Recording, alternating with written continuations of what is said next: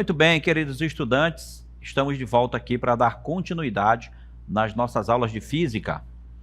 Eu sou o professor Nelson Bezerra e agora nós iremos conhecer o objeto de conhecimento e o detalhamento da nossa aula de hoje.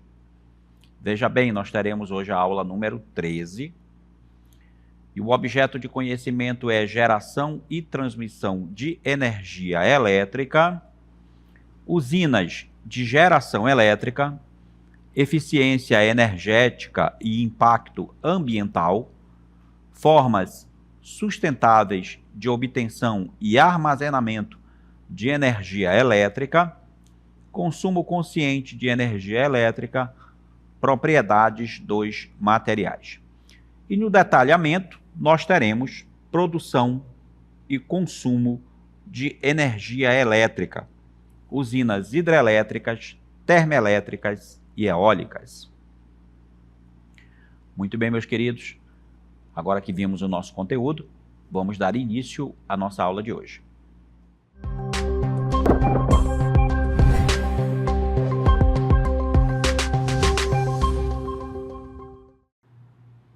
Muito bem, queridos estudantes, estamos de volta aqui para falar aí um pouco sobre a questão da energia elétrica, né?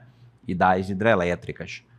Então, energia elétrica ou hidrelétrica, ou ainda chamado de hidroeletricidade, é uma energia que é gerada a partir da força das águas, né? Então, para se construir uma hidrelétrica, tem que se represar a água para que se deixe depois ela correr por algum desnível e aí aproveitar essa energia para um processo de transformação dessa energia potencial da água em energia cinética, energia de movimento.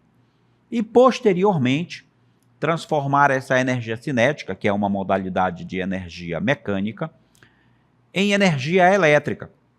E essa transformação, aí, essa mágica, ocorre no interior lá das usinas hidrelétricas.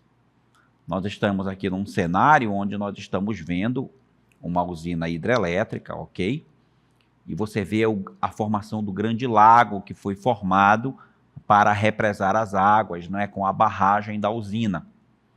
E ao abrir as comportas dessa barragem, a água que está represada, que tem lá uma certa energia potencial, ela desliza através do desnível, faz com que uma turbina gire, né? Ela movimenta as pás de uma turbina, de um grande ventilador, vamos dizer assim, e aí produz energia cinética em forma de movimento, né? Movimento com uma certa velocidade, energia mecânica. E essa energia mecânica faz girar aí um gerador, né? Essas pás estão diretamente ligadas a um gerador, que vai fazer a transformação dessa energia mecânica em energia elétrica e em seguida vai ser colocada nas linhas de transmissão, né? E todo esse potencial elétrico vai para lá e até chegar nas residências das pessoas e aí chega lá, a energia elétrica é transformada novamente em outra modalidade de energia pelos receptores que nós temos nas nossas casas, né? Os eletrodomésticos e tudo que funciona à base de eletricidade. Ok, pessoal? Então, a hidroeletricidade, né, que é a eletricidade produzida através das usinas hidrelétricas, ela é a principal forma de energia que é utilizada no nosso país, né, no Brasil. E no mundo, ela é a terceira forma mais utilizada. Embora se utilize de uma fonte renovável, e seja considerada mais limpa e barata quando a gente compara às demais, a construção das hidrelétricas é responsável por uma série de impactos ambientais e sociais que podem transformar os ecossistemas locais, bem como a vida das populações que vivem nas proximidades. O que a gente quer dizer com isso, pessoal? É que não tem só os benefícios, né? A formação do lago, por exemplo, da usina, ela vai cobrir uma grande área de mata, né? E se tiver alguma cidade próxima, por exemplo, para ser afetada, vai também afetar e vai ter um impacto social, né, que as pessoas vão ter que se mudar daquela localidade. Então existem esses problemas. Vamos fazer aqui um resumo sobre a energia hidrelétrica. Alguns tópicos aí bastante interessantes. Primeiro, né, já foi comentado aqui, a energia hidrelétrica, ela é obtida por meio da força das águas. Então, as águas que, descendo pelas comportas, elas movimentam aí as pás do gerador, né, as turbinas, que vão transformar a energia mecânica em elétrica. Também é no interior das usinas hidrelétricas que se dá essa conversão da energia potencial da água armazenada nos reservatórios em energia cinética e, por fim, em energia elétrica. Também temos mais um tópico que diz o seguinte: a eletricidade possui suas vantagens e suas desvantagens. Nosso país, o Brasil, ele possui extensos rios planálticos que favorecem muito a geração de hidroeletricidade. Daí, pessoal, ser a mais utilizada no nosso país, porque o nosso relevo, né, a extensão do nosso território, permite, facilita a construção de barragens e de hidrelétricas, ok? Falando de uma maneira mais geral agora, no mundo inteiro, né, o mundo conta atualmente com mais de 60 mil usinas. E das maiores que existem no mundo, 3 estão localizadas no Brasil. São as usinas de Itaipu, Belo Monte e Tucuruí. Então nós temos aí esse pequeno resumo sobre a energia hidrelétrica. E agora a gente vai ver como é que funciona esse negócio. Vamos ver um esquema, né, pessoal? Um esquemazinho aí que vai mostrar aí essa transformação da energia potencial armazenada na água em energia elétrica. Olha só, um esquema mais interno, né, para a gente ver, né? Então a gente tem aqui a água que está contida na barragem, né, num reservatório, que a barragem impede que a água passe. Mas essa barragem, ela tem uma comporta, né?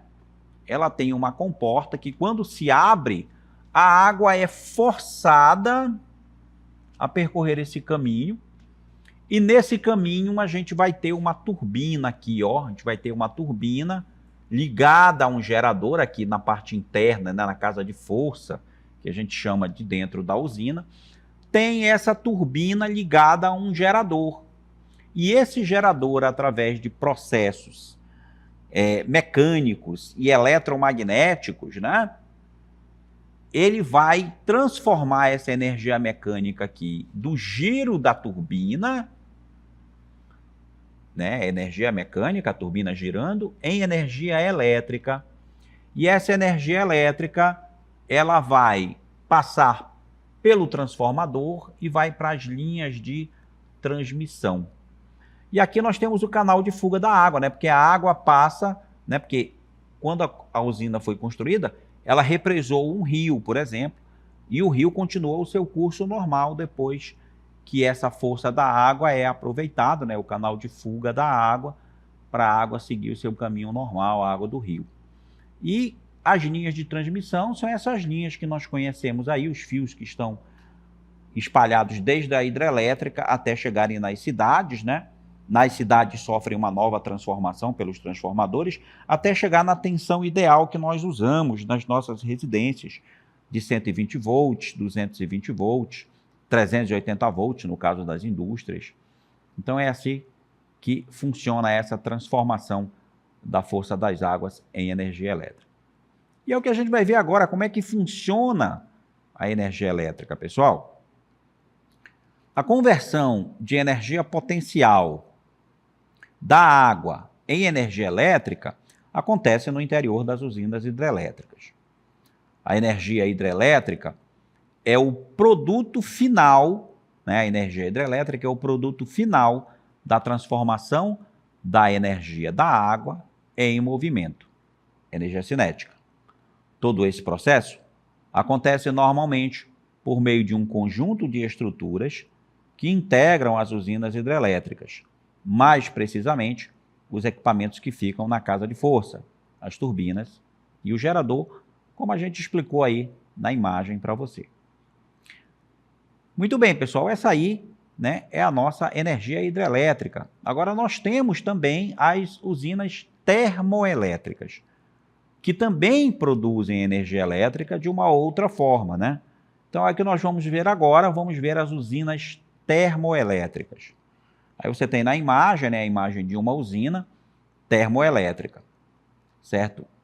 É uma instalação industrial utilizada para a geração também de energia elétrica, através de um processo que libera energia pela queima de algum tipo de combustível que pode ser renovável ou não renovável, né? Na maioria das vezes, as termoelétricas utilizam combustíveis não renováveis, como, por exemplo, o óleo diesel, o gás natural, que é retirado também do petróleo, né? O próprio petróleo que dá origem à gasolina, o óleo diesel, né? O carvão mineral também é utilizado nas usinas termoelétricas. Embora o processo de produção de energia seja praticamente igual, de acordo com o combustível utilizado, a usina é chamada de usina a óleo, usina a carvão, usina nuclear e usina a gás, dependendo do combustível que seja usado. Tá ok? No Brasil, a energia termoelétrica é um recurso estratégico, pois supre as necessidades energéticas durante os períodos de seca, né? Quando a gente tem lá o baixo nível dos rios, as hidrelétricas, é necessário o uso de termoelétricas para que o consumo não seja afetado, né? Para que a produção energética não seja afetada. Nós, nesse momento, em algumas situações aqui no nosso país, nós temos a questão das bandeiras tarifárias da energia elétrica, que a energia fica mais cara porque são acionadas termoelétricas, porque na maioria das usinas hidrelétricas o nível de água está baixo e não dá para ficar produzindo muita energia com a usina hidrelétrica, e aí acabam ligando-se às termoelétricas, tá? Para suprir toda essa demanda que a gente tem energética. Como é que funciona, então, uma usina termoelétrica? Olha só, basicamente, nas termoelétricas, a caldeira é aquecida com água e produz vapor, o qual, em alta pressão, move as pás da turbina do gerador. A energia nuclear, por meio de reações nucleares, também é uma fonte de calor para aquecer a água. Após ter movimentado as turbinas, o vapor é conduzido a um condensador, onde será resfriado para reutilização em um novo ciclo. A gente tem aqui um esquema para mostrar para você, do mesmo jeito que a gente mostrou lá na usina hidrelétrica, a gente também vai ter aqui um esquema para mostrar para você de uma usina termoelétrica, né? Então, olha só, aqui está, né, a questão da queima do combustível, né? Esse combustível pode ser carvão, petróleo ou gás natural, né? Petróleo, óleo diesel, por exemplo. E aí, pessoal, esse calor produzido pela queima desse combustível aquece uma caldeira, né? Que está com água, né? Aquece a água. Essa água, claro, ela vai entrar em ebulição e ela, na caldeira, sob pressão, ela faz com que uma turbina gire. É claro que aqui os gases da queima desse combustível saem aqui pela chaminé, né? Por isso que você viu lá na imagem de uma termoelétrica real, né? As chaminés poluindo, né? O ar, por assim dizer. Então, a pressão da água, né? O vapor da água faz girar a turbina e aí o processo é idêntico ao processo da hidrelétrica daqui em diante. Essa turbina ligada a um gerador transforma essa energia mecânica em energia elétrica, em eletricidade, que vai para as linhas de transmissão e daí em diante chega às nossas residências. É um processo que é um pouco parecido, só que a hidrelétrica tira da força das águas e aí a termoelétrica do combustível que ela queima. Dando continuidade, vamos lá, a eletricidade ela é obtida a partir da energia cinética, pela passagem do vapor pela turbina. Posteriormente, a energia gerada é transmitida através de cabos, que por sua vez é levada aos transformadores, onde tem sua tensão levada a níveis adequados para utilização pelos consumidores, né? A mesma coisa lá da hidrelétrica. Daí a energia é distribuída para consumo. Novamente aí você vai ver a imagem do esquema, né, da nossa termoelétrica. Veja que da metade em diante é muito parecida com a usina hidrelétrica. Quais são as vantagens que nós temos aí na utilização de usinas termoelétricas?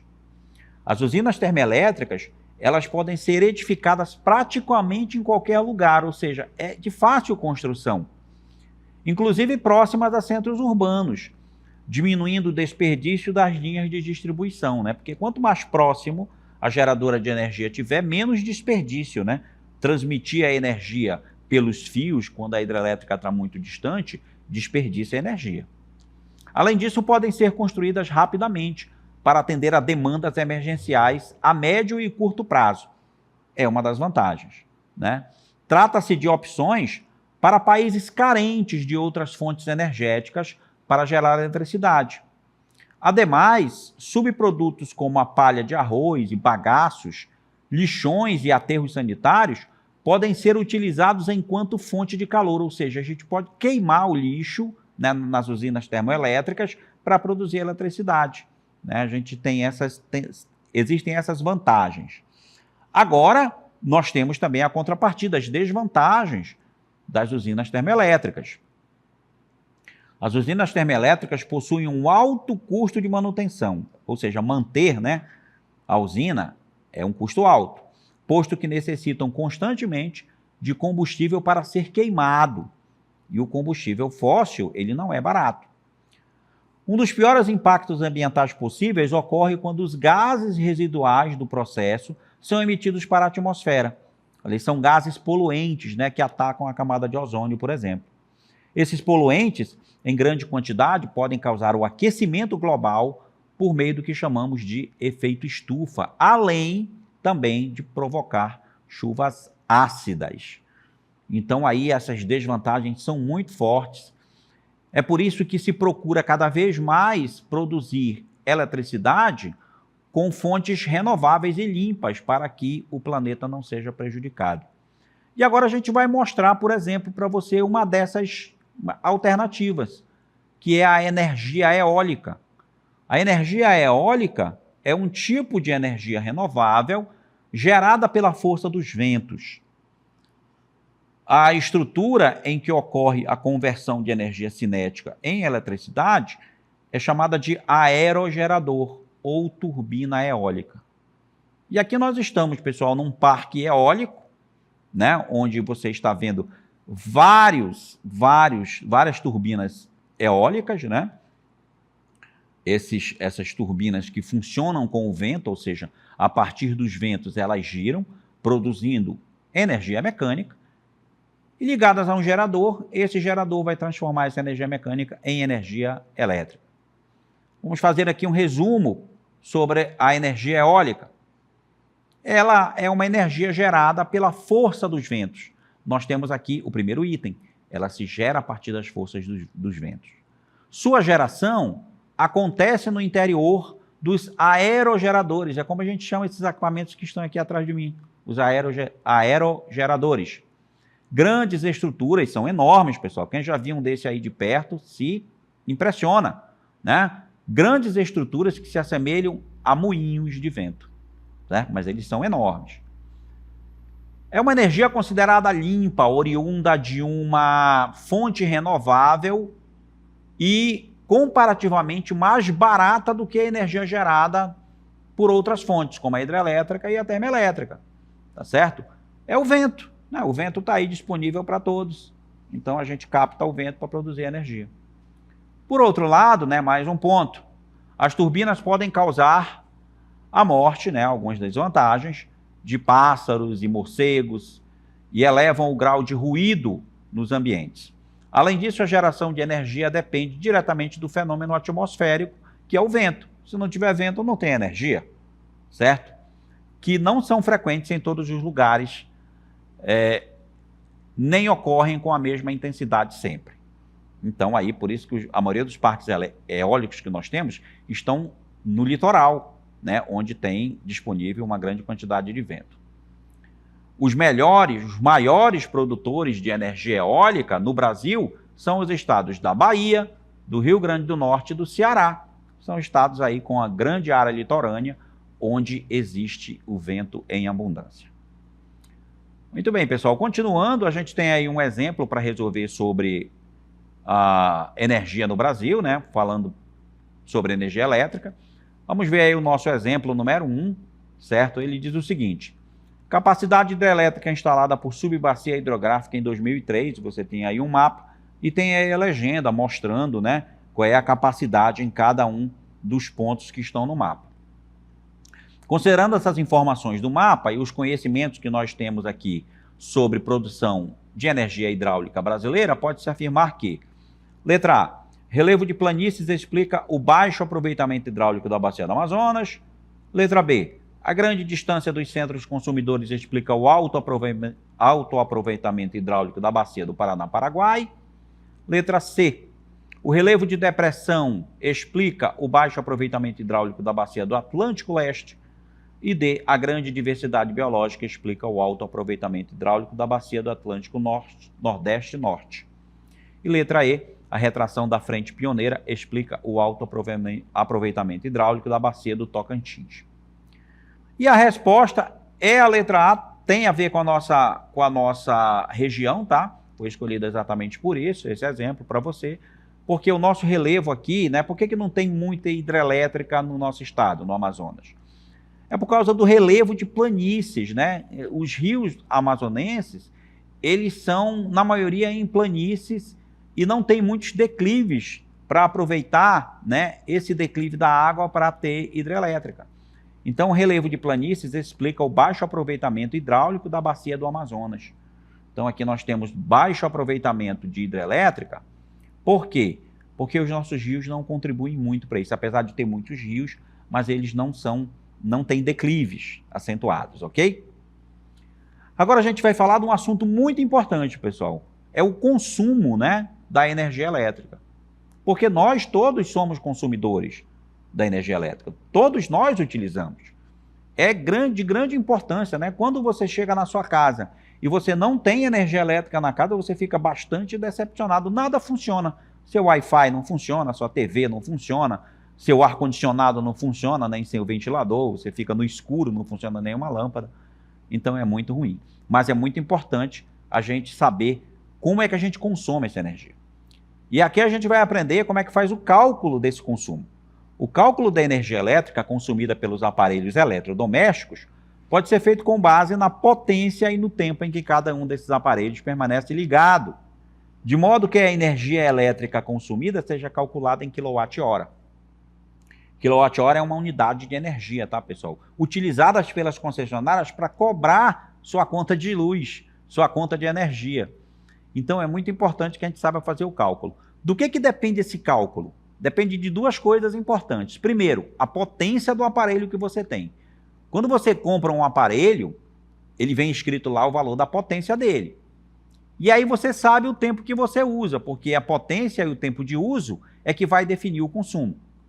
Como fazer esse cálculo? Para calcularmos o consumo de energia elétrica, basta sabermos qual é a potência do aparelho. Está escrito no aparelho, hein, gente, a potência. Bem como o tempo em que o aparelho funciona.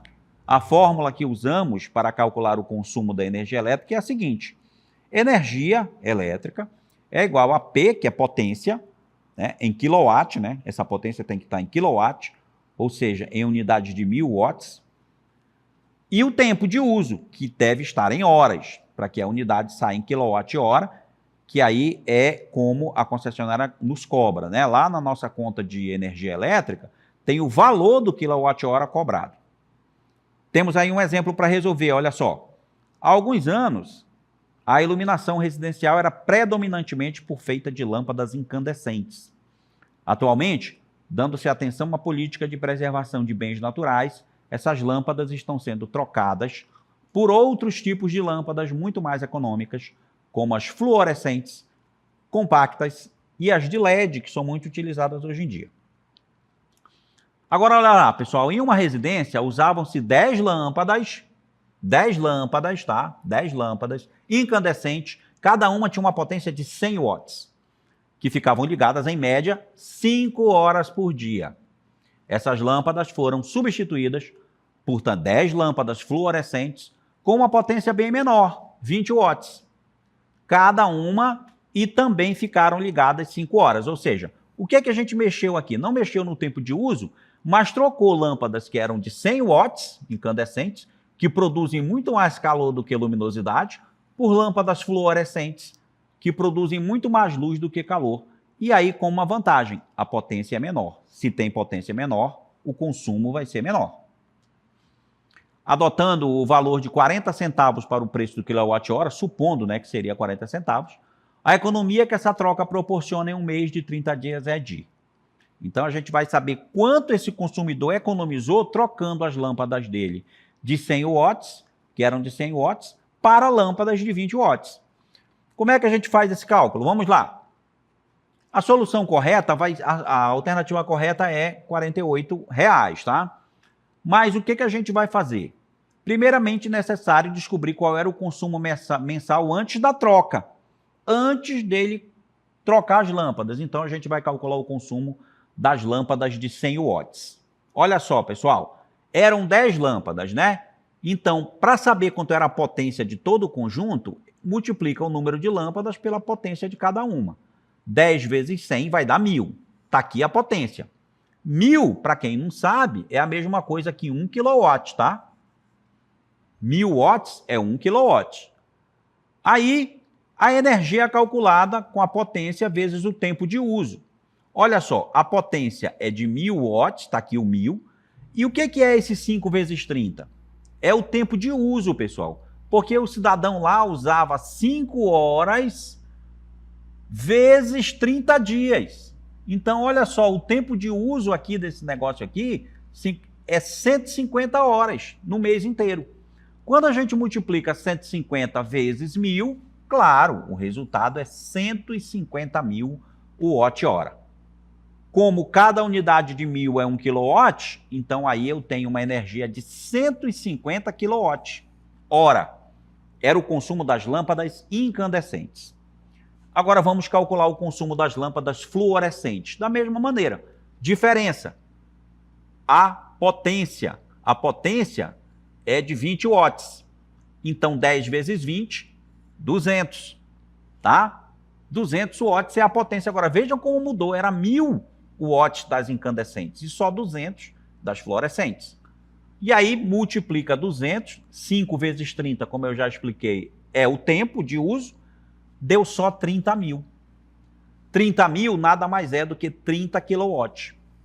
Veja, as outras lá eram 150 e essa aqui só é 30. Fazendo a diferença, né, entre uma e outra, fazendo a diferença, certo? Nós vamos ter o seguinte, né, que 150 menos 30 vai dar 120. Ele teve 120 watts de economia. Olha só o que está dizendo aqui, ó. A economia foi de 120 kWh. Então, se eu economizei 120 kWh, quanto vale em reais 120 kWh? É só multiplicar 120 vezes 0,40, que é o valor do quilowatt-hora. O resultado, então, dessa economia foi de R$ 48, tá, pessoal? Ele teve uma economia aqui de R$ 48, olha só, né, quanto ele economizou. É assim, então, pessoal, que a gente calcula o consumo. O importante desse exemplo para você é aprender como calcula o consumo de qualquer aparelho. É só multiplicar a potência dele pelo tempo que você usa.